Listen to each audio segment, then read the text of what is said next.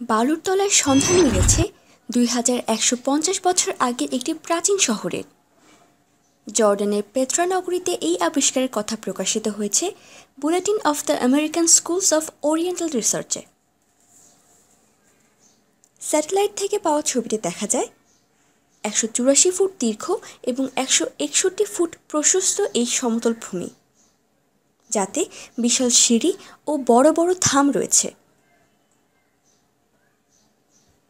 সিঁড়ির শেষ মাথায় অপেক্ষাকৃত ছোট একটি বর্গাকার ক্ষেত্রও রয়েছে। ওই ক্ষেত্রটির দৈর্ঘ্য ও প্রস্থ 28 ফুট।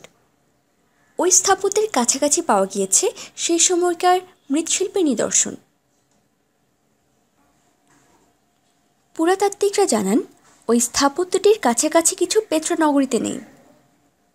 এটি নগরের বেশ কাছে হলেও লুকানো অবস্থায় ছিল বলে এর সন্ধান পাওয়া ছিল অনেক কঠিন। তাছাড়া এই বিরাট সিঁড়িসহ ভবনটি কী কাজে লাগত সে সম্পর্কে এখনও নিশ্চিত হতে পারেননি গবেষকরা। পুরাতাত্ত্বিক ক্রিস্টোফার টাটল বলেন, পেট্রার আশেপাশে ছোট ছোট স্থাপনা রয়েছে যা ধর্মীয় বা রাজনৈতিক সমাবেশের জন্য ব্যবহৃত হতো।